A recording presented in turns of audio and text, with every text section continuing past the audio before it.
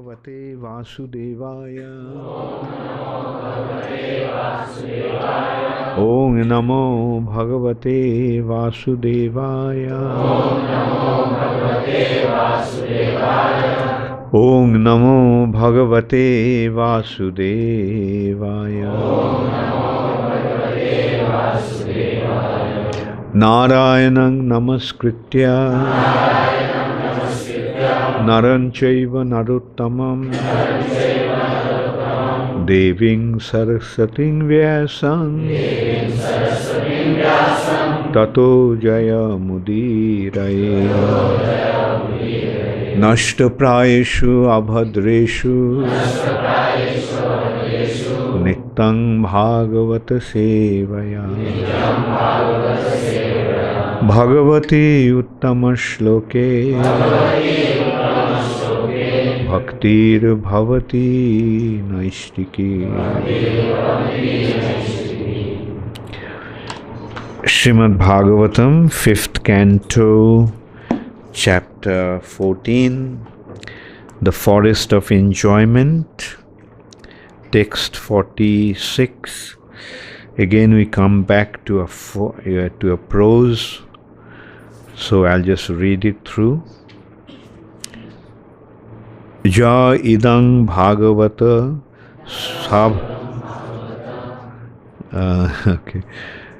sabhajita. Okay, carry on. Ja idang bhagavata sabhajita badaguna karmano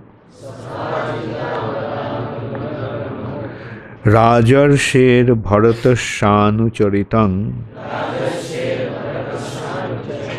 Swastayanam Ayushwang Dhannang Jashasyang Sargapavargang Banu Srinat Akhashatta Bhinandati Banushrinatyakkha Shatma Shatta Bhinandati Cha Sarva Eva Shisha Atmana Ashaste Na Kanchana Parata Iti. Ja, anyone who idam, this Bhagavata, by exalted devotees,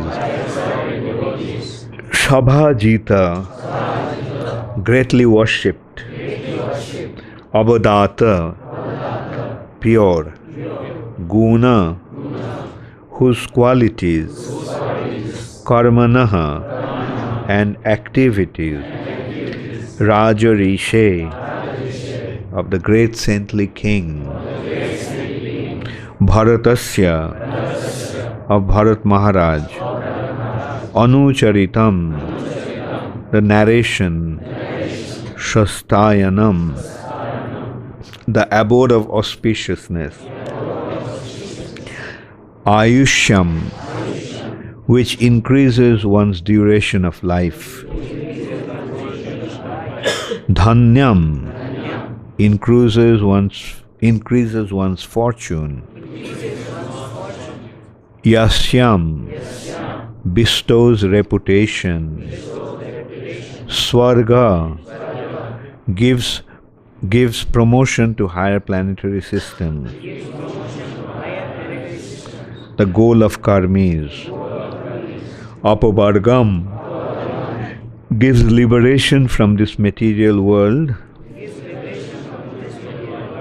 and enables one to merge into the Supreme, the goal of Gyanis, Va, or Anushrinati, always hears, following the path of devotional service. Akashati, describes for the benefit of others, Abhinandati, glorifies the characteristics of devotees and the Supreme Lord.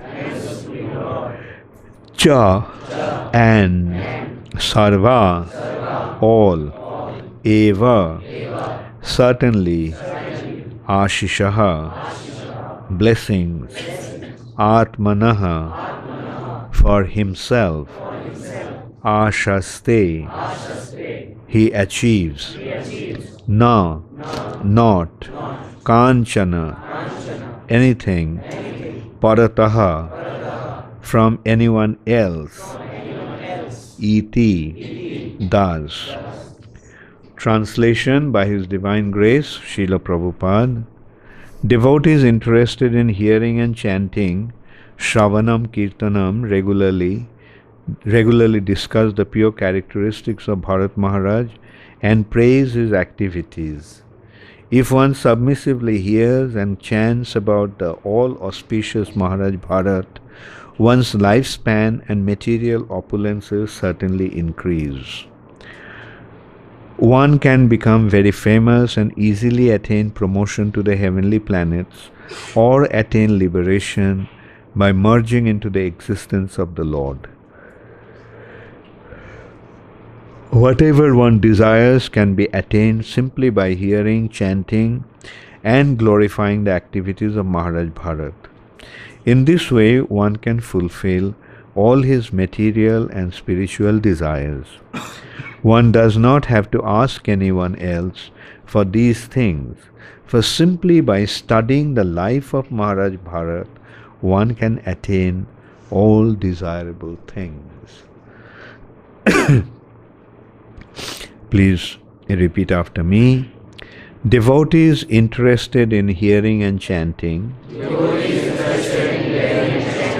Shravanam Kirtanam, regularly discuss the pure characteristics of Bharat Maharaj and praise his activities. If one submissively hears and chants about the all-auspicious Maharaj Bharat, one's lifespan and material opulences certainly increase. One can become very famous and easily attain promotion to the heavenly planets or attain liberation by merging into the existence of the Lord. Whatever one desires can be attained simply by hearing, chanting, and glorifying the activities of Maharaj Bharat.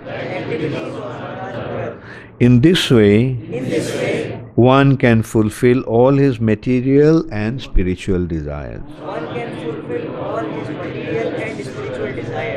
One does not have to ask anyone else for these things. For simply by studying the life of Maharaj Bharat, one can attain all desirable things. Purport by Srila Prabhupada. The forest of material existence is summarized in the 14th chapter. The word bhavatabi refers to the path of material existence. The merchant is the living entity who comes to the forest of material existence to try to make money for sense gratification. The 6 plunderers are the senses: eyes, ears, nose, tongue, touch, and mind. The bad leader is diverted intelligence. Intelligence is meant for Krishna consciousness, but due to material existence, one divert all intelligence to achieve material facilities. Everything belongs to Krishna. the Supreme Personality of Godhead.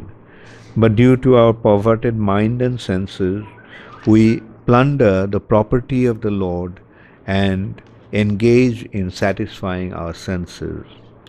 The jackals and tigers in the forest are our family members, and the herbs and creepers are our material desires. The mountain cave is our happy home, and the mosquitoes and serpents are our enemies. The rats, beasts, and vultures are different types of thieves who take away our possessions, and the Gandharvapura is the phantasmagoria of the body and home. The will o' the wisp is our attraction for gold and its color. The material residence and wealth are the ingredients for our material enjoyment. The whirlwind is our attraction for our wife, and the dust storm is our blinding passion experienced during sex. The demigods control the different directions, and the cricket is the harsh word spoken by our enemy during our absence. The owl is the person who directly insults us, and the impious trees are impious men. The waterless river represents atheists who gave us trouble in this world and the next.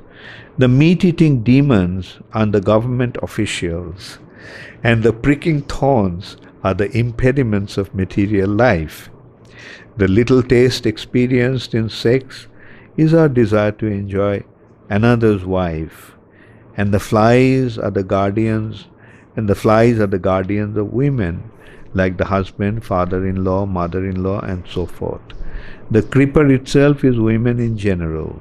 The lion is the wheel of time, and the herons, crows, and vultures are so-called demigods, pseudo-swamis, yogis, and incarnations. All of these are too insignificant to give one relief.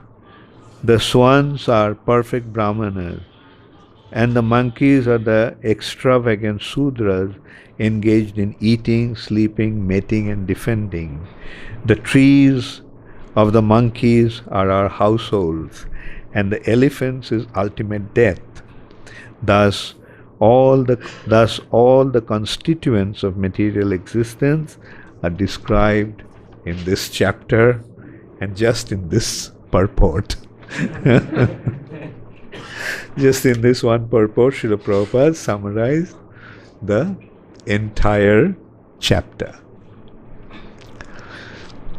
So where are we? Prabhupada saying at the very first sentence, Prabhupada uses the expression bhava to be. Bhava means this material world. Bhava. Bhavan Mahadavagni. Bhava is this material world, and Autobi means forest. So put these two words together. In Sandhi, if there is awe after awe, then what happens? Very good. So Bhava and Autobi becomes Bhavatobi. So what is the meaning? The material world, which is like a forest. And why do we come to the material nature? We come to the material nature to enjoy. Everyone comes to this material nature to enjoy. But can one enjoy in a forest? Here another expression has been given, the way Prabhupada summarized it, that all of us are the merchants. So a merchant goes to the forest. But the merchant does trading. And by trading, he gets his profit. But can one do business in the forest? But we are trying to do business in the forest. And here, like in the forest, that the merchant goes, the forest of material existence, to try to make money for sense gratification. There are 6 plunderers. Plunderers means dacoits. There are 6 dacoits. There are dacoits. Often there are dacoits in the forest. But nowadays we don't have to go to the forest to find the dacoits. We are surrounded by all kinds of dacoits everywhere. So what are in the forest of material existence? What are those dacoits, those who plunder us? 6 senses. There are 5 senses, 5 external senses, and 1 internal sense.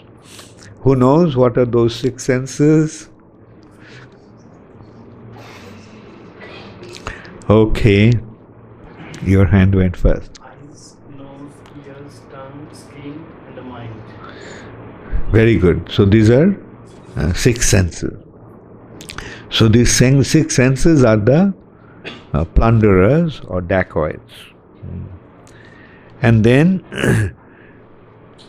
there is in the forest, there is a bad leader who is leading through the path of this forest. Who is that leader? Who is the guide in the forest? The diverted intelligence, perverted intelligence, misdirected intelligence. And Prabhupada is saying the intelligence should actually be used in guiding us to Krishna. But in the forest of material existence, what our intelligence is guiding to? Guiding to the wrong direction. And misleading us and bewildering us in the forest.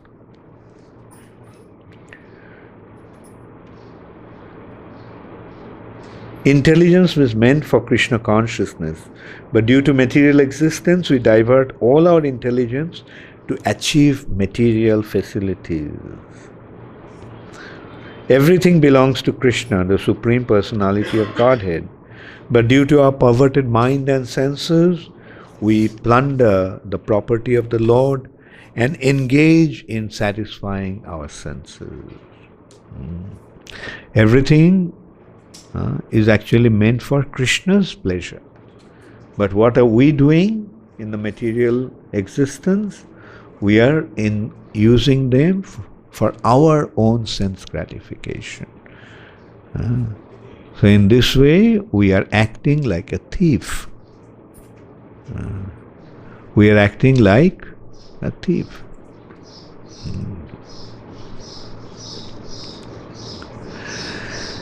The jackals and tigers in the forest are our... Who knows? Who are the jackals and tigers? Yes, Yamuna Priya? Family members, yeah. And the herbs and creepers are our material desires. The forest has the herbs and creepers. But what do? In the forest, in the dense forest, these herbs and creepers entangle us. They tie us down, entangle us in the course of our progress. So these material desires are tying us down to this material nature. And then in the forest we find a mountain cave. So what's that mountain cave? Our homes. Our happy home. Prabhupada is saying, our happy homes. And the forest, there are many mosquitoes and serpents. There are enemies. In the forest, there are very many rats and beasts and vultures. Who are they? Different types of thieves who take away our possessions. And there in the forest, then all of a sudden we see a Gandharva Pura.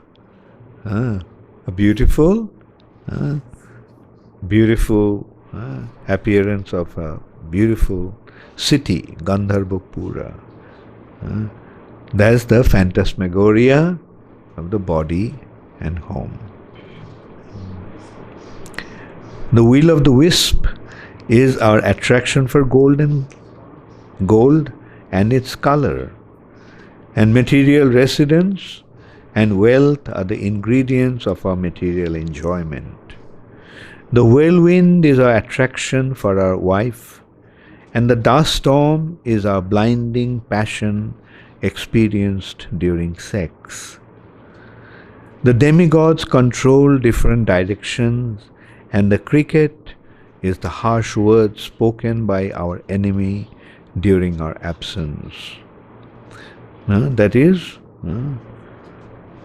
those who backbite us, speak bad about us in our absence. The owl is the person who directly insults us, and the impious trees are impious men. The waterless river represents atheists who gave us trouble in this world and the next. Waterless river. In the forest we become thirsty, and then we go with a lot of hope. We go to drink water thinking, oh, here is a river. But it is waterless river. So who are those? The waterless rivers are the atheists who give us trouble. The atheists who give us the promises of enjoyment or prosperity, spiritual, not spiritual, prosperity, but they don't fulfill their promises. And they cause trouble in this world as well as in the next.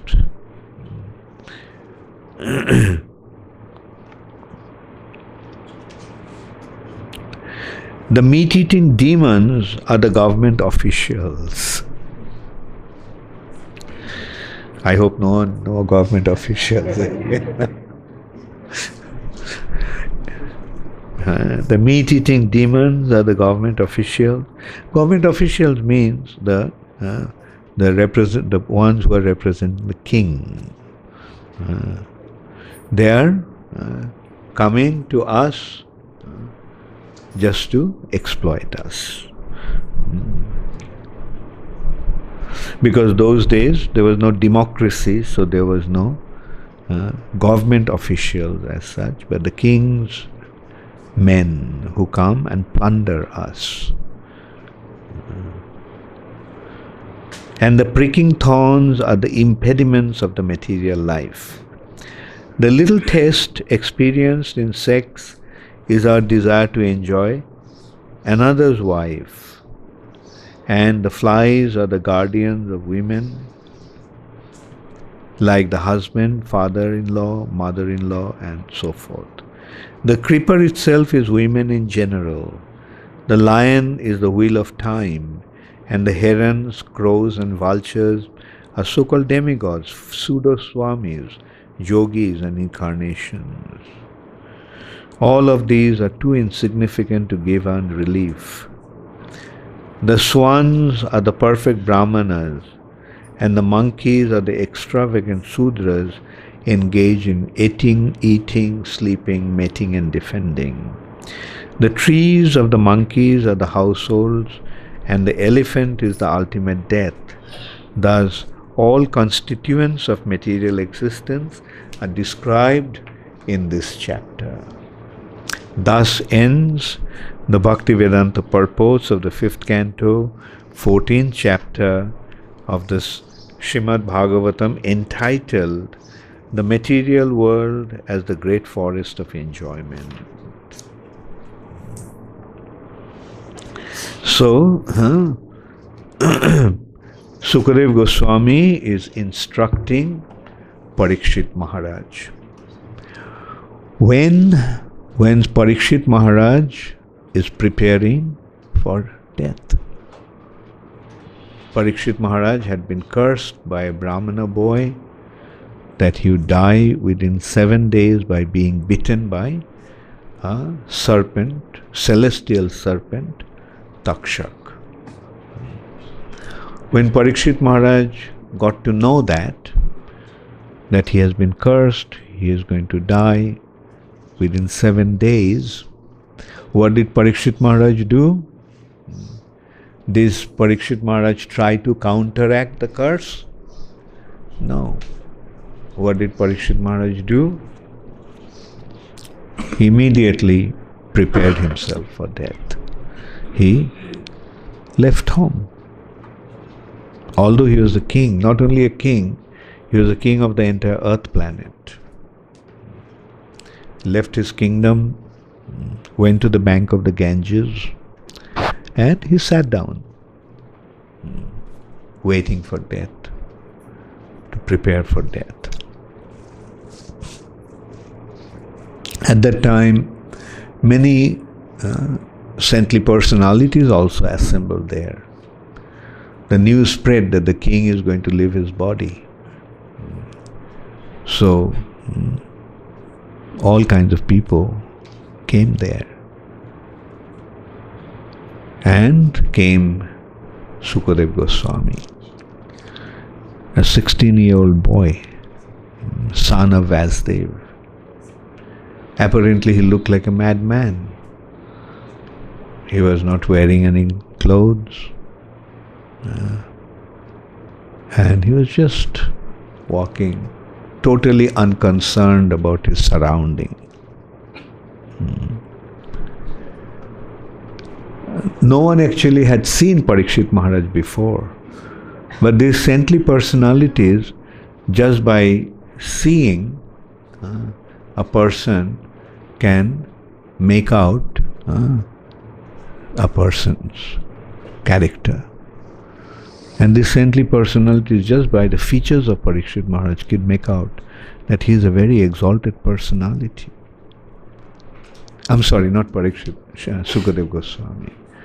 He could make out that he is a very, very exalted personality. So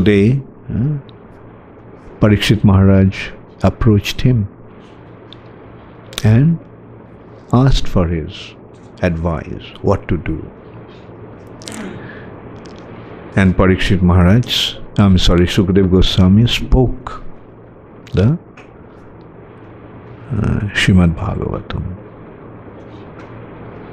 That is how Bhagavatam became manifest. Sukadev Goswami heard Bhagavatam. He was from Vasudev. And Vasudev presented Srimad Bhagavatam as the ultimate essence of the Vedas, ultimate essence of all Vedic scriptures. And that is the progression of the Vedic development as presented by Vasudev. Actually, the Vedas, when did the Vedas appear? Let's go back also to that point. When did the Vedas appear? The Vedas appeared at the time of creation. Brahma was the first created being in this universe. And when Brahma appeared, he did not have any recollection who he was, where he came from. He just found himself sitting on a lotus surrounded by water. He made various ways, various endeavors to find out what was, who he was, and what was the purpose of his coming here. And in this way, when Vasudev, after making all kinds of endeavors, when Brahma, after making all kinds of endeavors, were completely disappointed, completely frustrated, and he was sitting, wondering what to do now, then he was inspired by Krishna from within his heart. And he was inspired to withdraw his senses and project it in the core of his heart. So when Brahma did that, then he heard a sound which that sound was Omkar. That sound actually was coming from Krishna's flute. It was actually the sound of Krishna's flute. To Brahma, the sound appeared to be like Om, Omkar. That's how Brahma heard it. So Brahma concentrated more on that sound. And then from that sound, Gayatri appeared. Gayatri mantra. And then Brahma meditated on the Gayatri. And as the result of the meditation on Gayatri, Vedas or knowledge, transcendental knowledge was revealed in the heart of Brahma. The word Veda means knowledge. The word is coming from the root word vid. Vid means to know. And Veda means knowledge. So that knowledge was revealed in the heart of Brahma. That's been described. Tene Brahmarida Adikavaye Muihanti Jatsurayaha. This transcendental knowledge was revealed in the heart of Brahma. Who imparted this knowledge? Who gave this knowledge? Krishna. So that is how Vedas became manifest. Now Vedas now have two aspects. Brahma, after receiving the Vedas, he imparted one aspect of the Vedas to those who are materially inclined.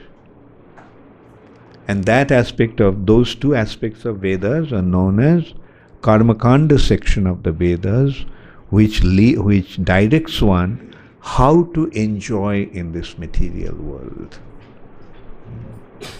Karmakanda is meant for enjoying in this material nature. How to enjoy. The Vedas are giving the direction. But after all kinds of enjoyment, ultimately what one realizes. After all his endeavors to enjoy, one realizes there is no enjoyment here. Although one endeavors to enjoy, and he may get some enjoyment, so-called enjoyment for the time being, but then what happens? Then comes the suffering. No one wants suffering. No one wants suffering, but still suffering comes. And enjoyment in this material nature is actually to ward off the suffering condition, to prevent the suffering condition. That is what material enjoyment is. So one realizes that we are in a suffering condition, constant suffering condition, and we are struggling to prevent that suffering condition, and when we succeed, we call it enjoyment, happiness. But then suffering comes back again. So when one realizes that this is actually a place of suffering, does he want to be here? Does he want to remain here? Does one to remain in a suffering state? If the house is burning, does somebody want to remain in the house? He wants to get out of it, because he knows that remaining in the house will simply cause him more and more suffering. Therefore, at that stage, one wants to get out of this material world.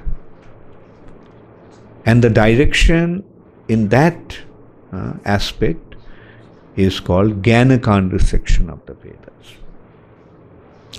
Karmakanda section tells us how to enjoy, how to experience not enjoy, but how to experience so-called enjoyment. There is no enjoyment, but it appears to be like enjoyment, so-called enjoyment. And then we realize that what this world is actually like, so we want to get out of this world. So that aspect is Jnana-kanda. But it has been pointed out, both are actually the same, two sides of the same coin. Both are the two sides of the same coin. Both are dealing with the material nature. Enjoy the material nature, get out of the material nature. So, that is one branch of the Vedas that is flowing in the material direction. Karma-kanda, Jnana-kanda. And beyond that, there is another aspect. The two branches, I say, one is the material branch and the other is the spiritual branch. Spiritual stream.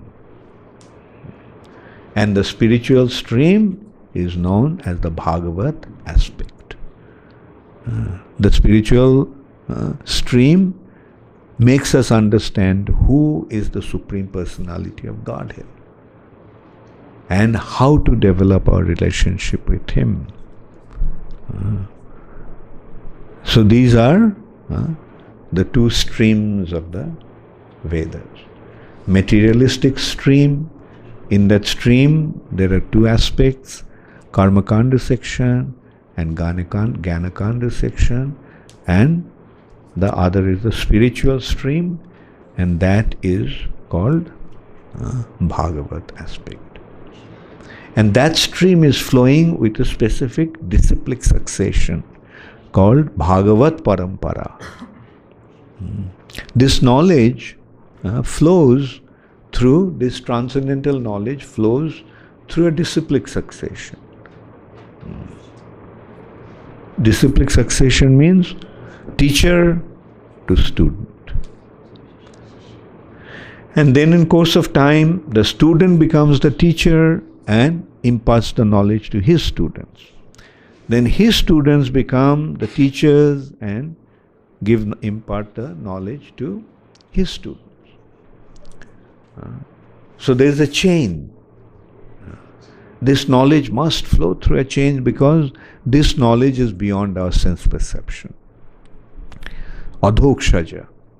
This knowledge is about a reality that is beyond our senses, sense perception. With our senses we cannot comprehend that world. With our eyes we cannot see that world. With our hands we cannot touch that world. Like this world we can. We can see with our eyes, touch the objects of this world with our hands. We can hear the sound, we can taste and we can touch, we can smell.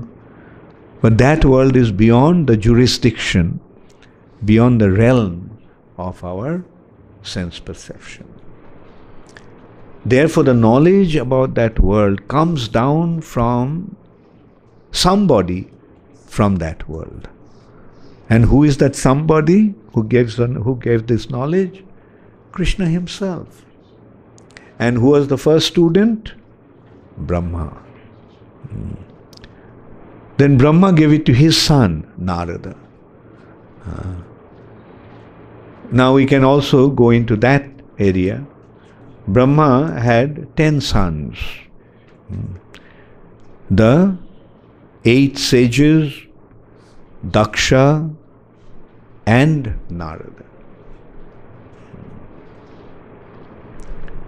So among these, 9 took to Karma-kanda aspect and Jnana-kanda aspect.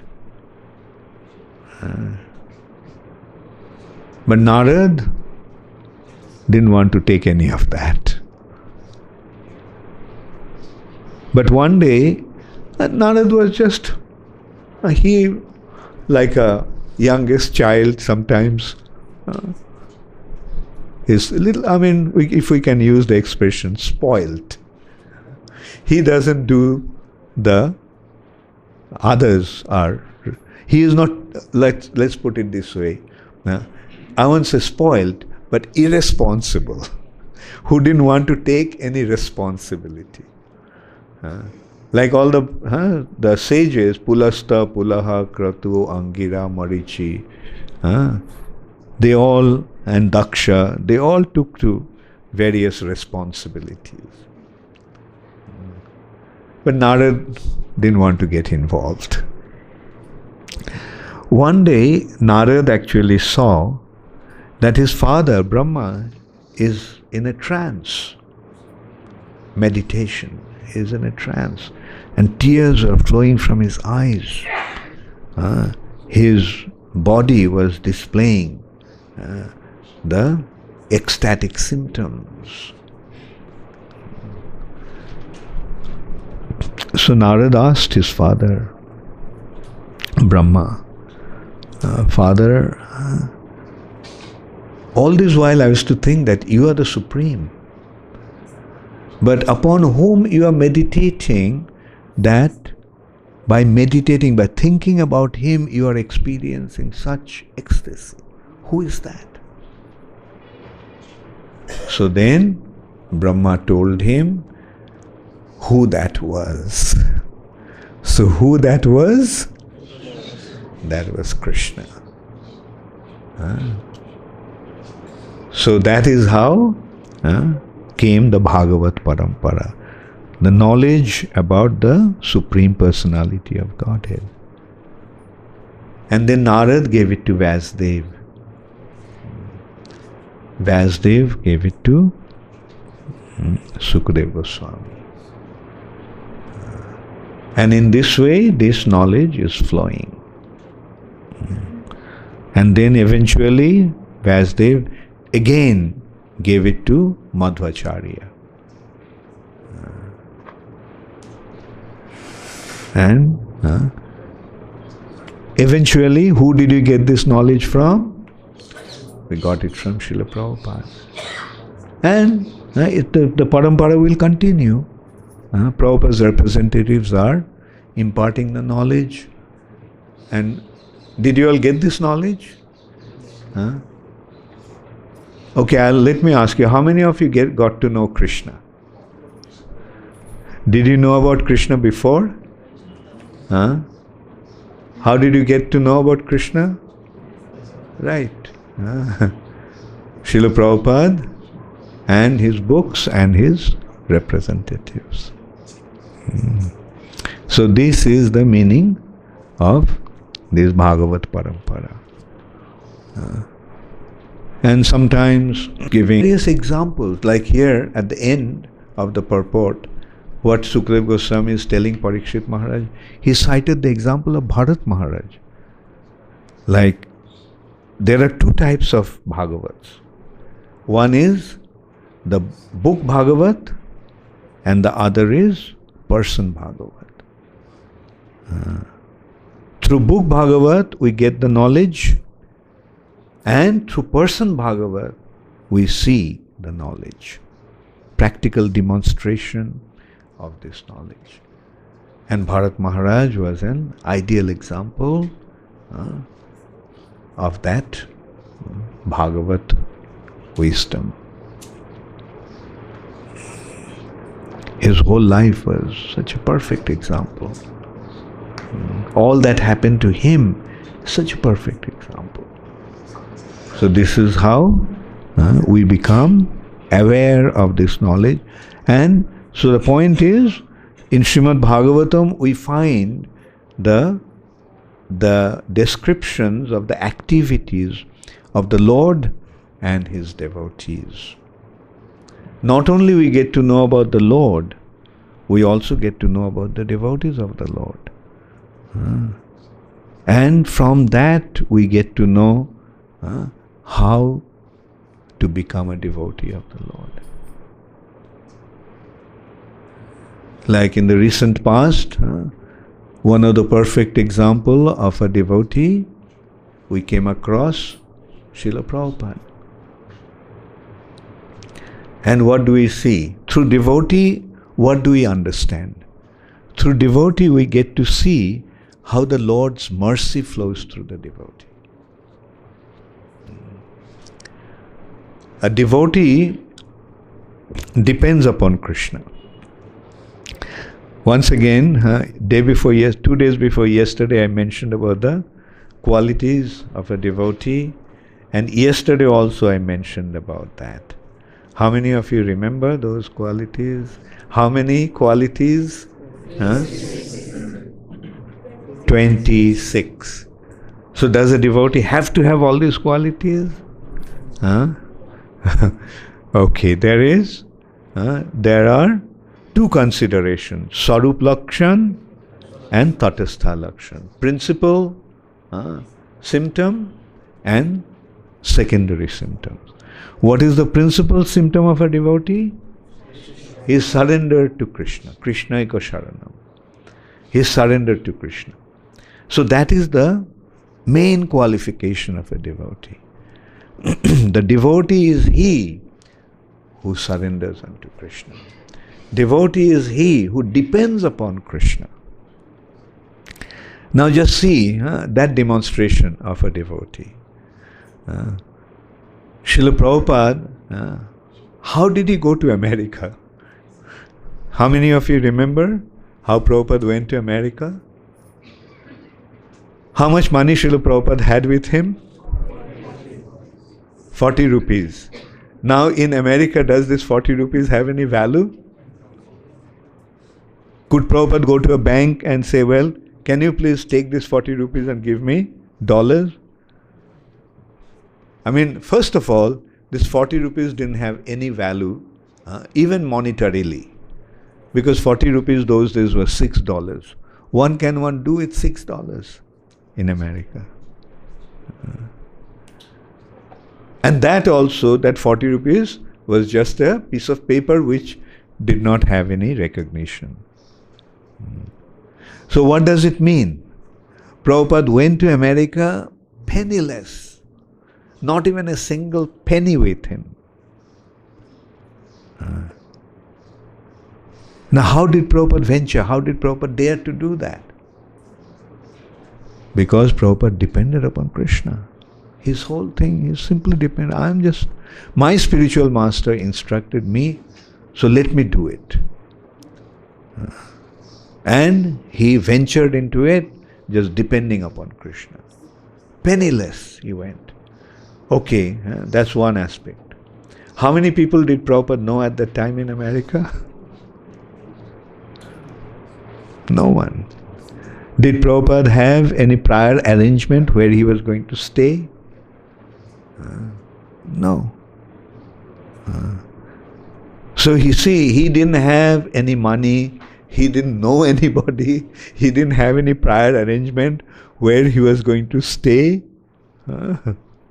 So in that condition, Prabhupada went to America. How did he dare to do such a thing? Because Prabhupada simply depended upon Krishna. That is the meaning of Krishna eka sharanam, depending only on Krishna. Krishna eka sharana, only depending upon Krishna. And then what do we see? Prabhupada goes to America in that condition, but then what happened? Did Prabhupada starve? Did Prabhupada had to freeze in the middle of the streets? All kinds of things started to happen. Like some young boys and girls came forward, especially not girls at that time. Some young boys came and they were impressed by Srila Prabhupada.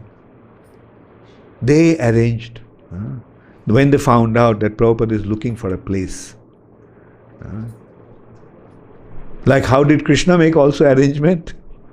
There was Gopal Agarwal. Prabhupada just wrote a letter to him, whom he never met. So what was the chances of that person making any arrangement for Prabhupada? So he did. So who made the arrangement? Krishna. Gopal Agarwal sent somebody to receive Srila Prabhupada in the port. That also are travel agents. And they put him in a bus to come to Butler, which was a small little town in Pennsylvania. So Prabhupada goes to Butler. Prabhupada stayed there for about 1 or 2 weeks. I think 2 weeks. Then Prabhupada decided, by the time Prabhupada, through the Gita Society there, Prabhupada got to know about one Dr. Mishra. So Prabhupada communicated with Dr. Mishra, and Dr. Mishra said, Prabhupada didn't go there to stay in a small city like, small town like Butler. Prabhupada needed to go in a big city. So he just got to know Gopal, Dr. Mishra, who was a doctor, but who became a yoga teacher. And he had an ashram called Ananda Ashram. So Prabhupada contacted him, and Dr. Mishra said, yes, please, you come here and stay in my ashram. So Prabhupada stayed in the ashram for a few days. So in the course of that, Prabhupada got to know some young boys. And when these young boys got to know that Prabhupada was looking for a place of his own, then one of their friends, David Allen, he had a loft, a place, very simple place, and he said he was ready to share it with Prabhupada, a young American with a 71-year-old Indian. That also sadhu. And David Allen was quite influenced by Srila Prabhupada. He became so fond of Srila Prabhupada, and Prabhupada also was so impressed with him that Prabhupada wrote to some of his godbrothers about David Allen and said that most really he'll become his first disciples in America. Then one of these young boys, Michael Grant, he knew that Prabhupada didn't come to America just to stay. He came to preach, he came to teach. And for that, he needed a place. So what did they arrange? Did they arrange a big auditorium for Prabhupada to speak? They just arranged one small little shop, small little storefront. Storefront means empty shop, empty place that could be made into a shop. And there Prabhupada started to speak, started to teach Bhagavad Gita. So who sent these boys? Krishna. So this is how Prabhupada showed us, through Prabhupada's life, we can see how to depend upon Krishna and how Krishna takes care of his devotees.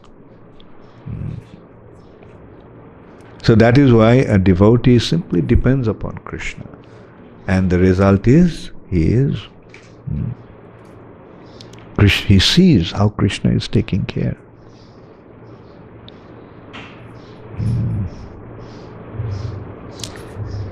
And do we see this kind of examples only in India?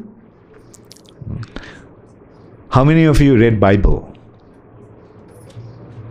or Old Testament? Bible has two things, Old Testament and New Testament. The Old Testament, there is a description, Moses took the Jews who were like slaves in Egypt. So he freed them and decided to run away from Egypt and go to the land of milk and honey, Israel. So they were running. Don't you get to see also what happened to these Jews?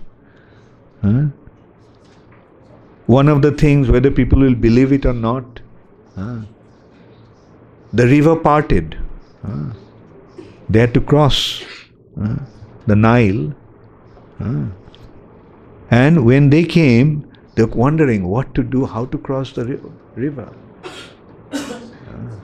So many of them. So the river gave the way, parted, and they walked through the river.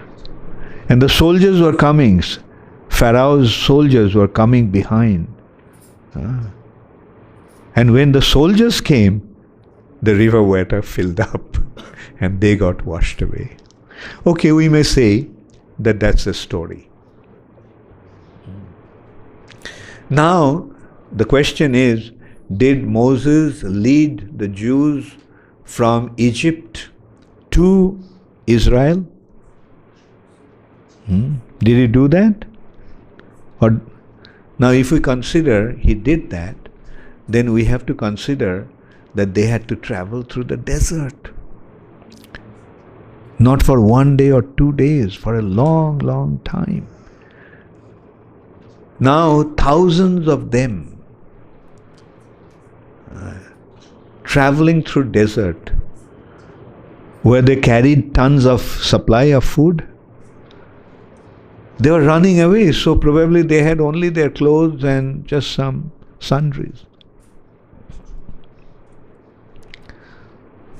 So in the desert, how could they manage to cross the desert? That took them so long. How did they do that? Where did they get the food from? Yes, the Lord supplied the food. And what did the Lord supply? Supplied manna. Manna means actually prasad. When it's coming from the Lord, it is His prasad, His mercy. Now some people became tired of eating this manna. Although it's being supplied by the Lord, some people became tired. They wanted to have meat. Then what did Moses tell them? This is a very important lesson that the Christians should recognize, should ponder over. Moses told them that your desire will be fulfilled, but be prepared for the consequence. If you want to eat meat, you'll get the meat. But be prepared for the consequence. And the next morning when they woke up, they found there were so many birds. So many of them caught the birds and burned them and ate them. Ate their meat.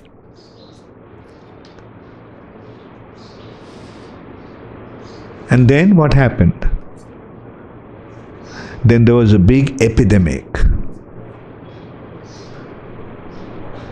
And mind you, Moses warned them that you will get what you are wanting, but also be prepared for the consequences.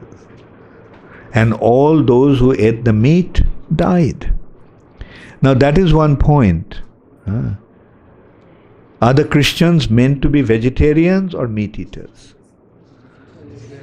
So that from that it is clear that they are actually meant to be vegetarians. And Moses is here warning them.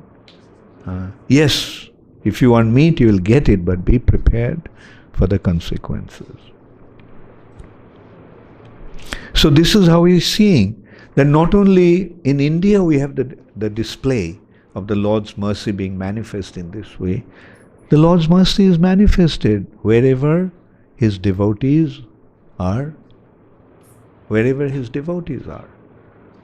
We have to recognize that Moses is a great devotee of the Lord. The Jews are actually devotees of the Lord. The Christians are originally meant to be the devotees of the Lord. Love thy Father, Lord the God. Who is the Father? How many of you seen Abhay Charan? Do you remember the scene? When the priest came from Leicester, England, and he was attending Janmashtami, and he asked who Krishna is, what the other Englishman told him. He's God the Father that Jesus spoke about. He is the God the Father. But most of the Christians don't know about that. Jesus spoke about Krishna. God is one. It is not that the Christians have one God and Hindus have one God. That's how now it is presented. Krishna, a Hindu idol. Is Krishna an Hindu idol? No. Krishna was there even before Hinduism was there. So Krishna is the personality who all the religions are identifying as God. God is one without a second. Who Jesus spoke about, who Muhammad spoke about, what our Vedic scriptures and our acharyas are speaking about, this is one without a second. The Supreme Personality of Godhead.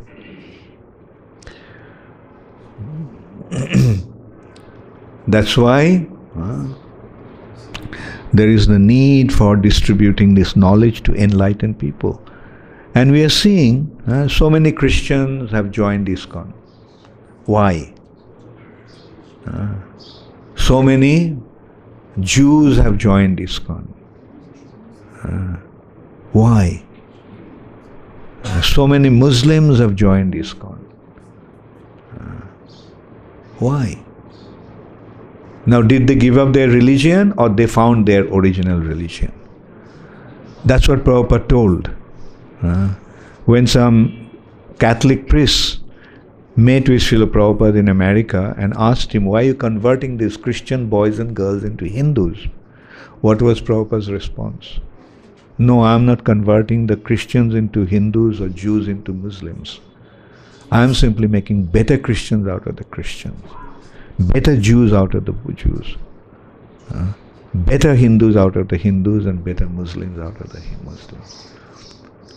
Many of us, or most of us, are coming from Hindu background here. Did we become better Hindu, or like actually, if we look back, we didn't know what Hindu actually meant. Hinduism was a khichdi. A mixture of everything. Sab chalta hai. Was Hindu. But today we understood what real Hinduism is. Today we have become real Hindus.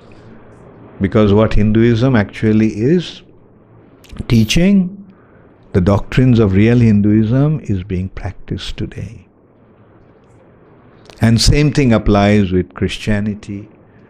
Aren't we following the 10 Commandments? Who is a Christian? Who follows the 10 Commandments? What is the first commandment? Thou shalt not kill. Now, are the Christians following that? They have started establishing the biggest slaughterhouses all over the world. Thou shalt not kill. So are the Christians? No. We are the real Christians. Even the Muslim accept the Supreme Allah.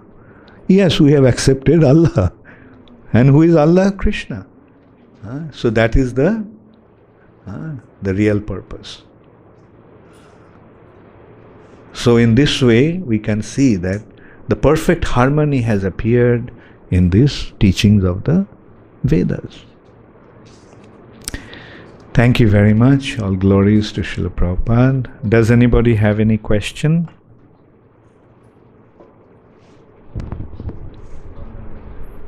Yes. Most of the time we live in action or reactions. So our consciousness is diverted in actions and reactions in spite of Krishna consciousness. So what should be the solution? Yeah, the action reactions are there. Reactions means result. So the results you offer to Krishna or depend upon Krishna for the result. Don't act in order to enjoy the results, but act for the pleasure of Krishna and offer the results to Krishna. And what about the reactions coming from the other persons? Other persons meaning, when you are doing it for Krishna, Krishna will take the reactions. Right? Yes, Nandanandan. As we understood from you that if somebody is doing bhakti in this birth, so implies that his bhakti continues in second birth. Yes, yeah. So he doesn't remember about the Krishna from the birth, as you gave us an example. Yeah, he has to come to the right atmosphere. When he comes in contact with Krishna consciousness, then the old recollections come back. In the sense, it may not come back but he becomes situated at the point where he left. Like that's why we find that sometimes someone appears to be very advanced. He joins and it seems that he is already so advanced. So we have to understand that he is continuing from his previous birth. That there is no diminution and loss in devotional service. Mainly because we can look at it also. This devotional service, these activities are pertaining to the soul. So it remains with the soul. Whatever is done with the body and for the sake of the body will be lost with when the body dies. Like one may be a very scholarly person, one may be very wealthy, but he'll have to leave, or say he has a PhD. His PhD degree will go as soon as he gives up his body, leaves his body. Right? He may be a billionaire. All his $1 billion is gone as soon as he leaves his body. Right?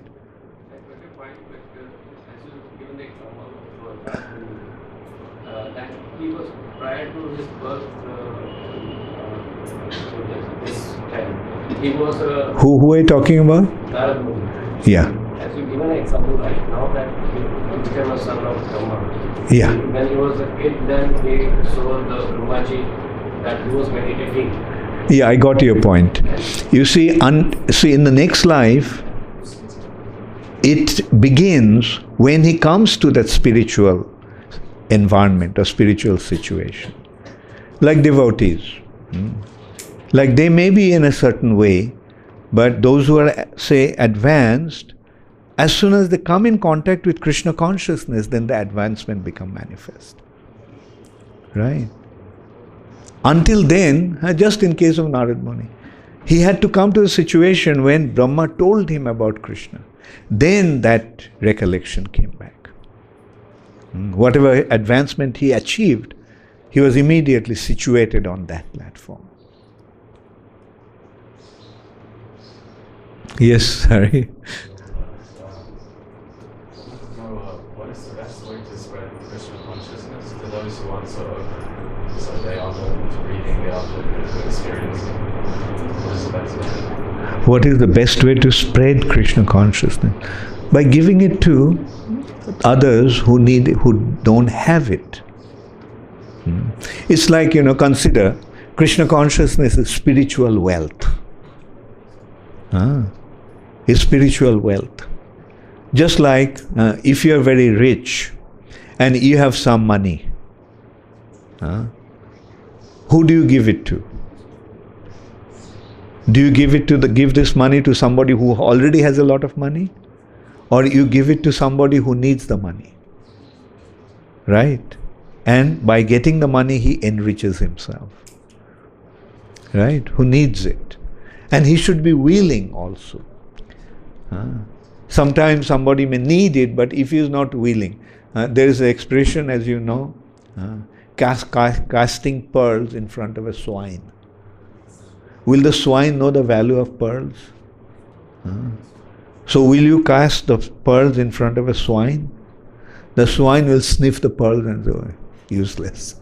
go away. So similarly, the person must be willing to accept it. So we go out, similarly the spiritual wealth, we give it to those who are willing to take it.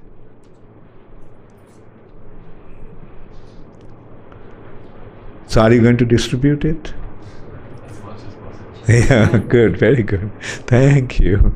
Yes, Archana? Should we seek that is our lack of faith that make us always make arrangements? Our lack of faith is? That make us always make arrangements, always plan. Yeah, sort of. You can say, like one who has, as you said, faith. One who has 100% faith in Krishna will depend 100% on Krishna. But if one is not 100%, say 50%, then he'll depend upon Krishna 50% and 50% he'll depend upon his own resources. Right? So the point is to become 100% dependent. And as long as we are in the material nature, we do, rely on our own resources, own abilities. We see, we get some difficulties, physical difficulties, we run to a doctor to cure. It's fine. Whereas Prabhupada told us, if he became unconscious, we should not allow anyone to take him to a hospital. Why? Because Prabhupada didn't want to depend upon those arrangements. Prabhupada rather wanted to depend upon Krishna. Answers your question? Okay. Hare Krishna. Yes?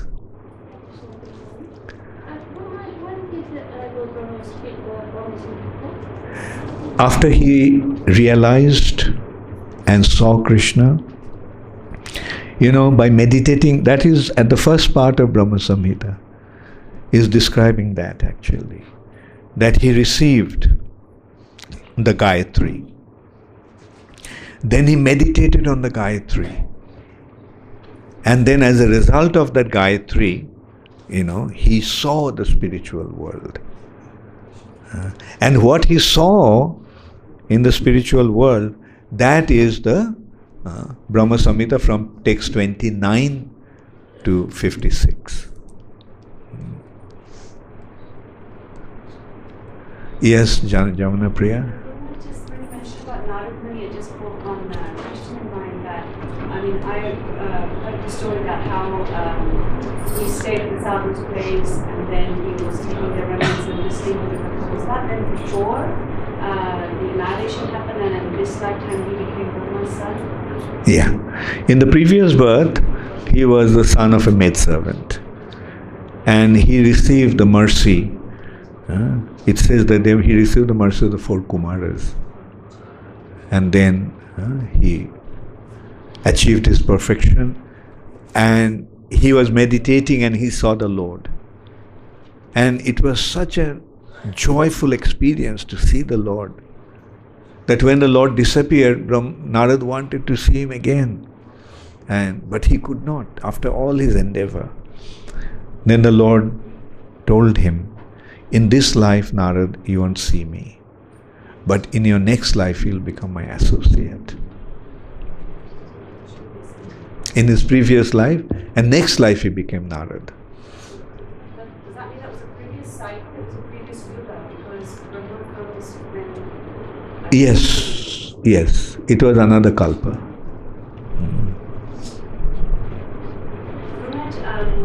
You were so beautifully describing the different aspects of the forest and how they relate to us on this, which were so amazing.